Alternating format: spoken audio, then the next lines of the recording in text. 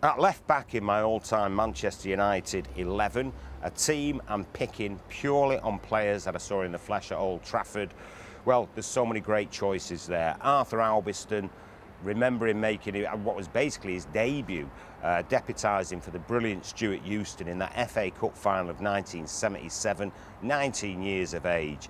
And he was awesome in that match where we beat Liverpool 2-1.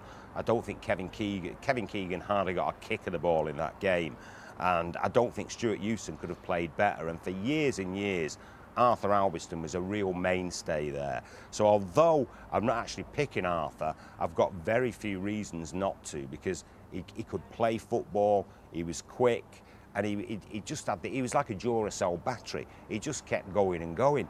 That guy's probably still running marathons now. Other left backs, you know, HEINZE I did quite like, but then he seemed to get a bit wobbly. Left foot like a snooker cue, didn't he? Again, but then would often be shoved there playing centre half too. But I did like him for a while.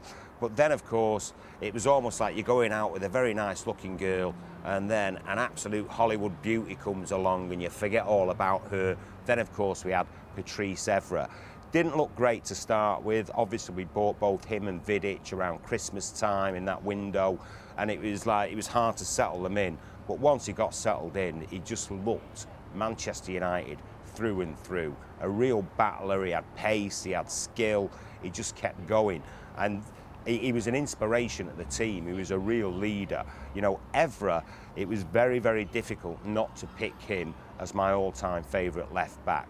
Another one was Tony Dunn from the old Manchester United winning side of, you know, European Cup winning side of '68 and won all those trophies with United. Like lightning, Irish international, again a great tackler. No one could get past him, no one could get away from him. He was a great player, Tony Dunn.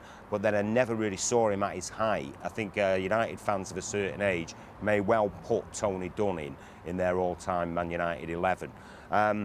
Obviously, honourable mention to Roger Byrne, who probably would be in it if I'd have seen him play, because he was just rated by so many people, and you know, played for England, the great Man United Munich team, and of course they always reckon that Roger Byrne could have played until he was like 35 or 36, even in that period, because he was just so good. Stuart Houston again, I thought he was a decent player. It's kind of a difficult one. I mean, I even quite like Silvestre at left back. Preferred him there at centre half, although again he did a great job at centre half at times. But Mickey Silvestre, let's not forget what a great job he did for United. And again, he had that skill, that level of skill. He was quick, and he was a good defender, and he was good going forward too. I've got to pick though Dennis Irwin, even though I'm taking a risk because he was right-footed. I could have put him in at right back. At left back though, you've just got to remember what Ferguson said about him. 8 out of 10 every game. The only time I ever saw him given a real good going over by anyone was Romario, when we lost 4-0 to Barcelona that time. But we can't blame all of that on Dennis Irwin. I just think Romario had the game of his life that game, and Irwin was chasing shadows.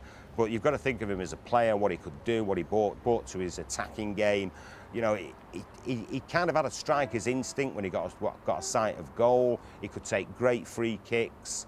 You know, he could swing great balls in. He could do everything, and he just kept going and going. And look, he's got the medal collection to show just how good he was. And the fact that I think we paid $650,000 for him, he's got to be an absolute steal. So in my all-time Manchester United 11 at left back, the right-footed Dennis Irwin.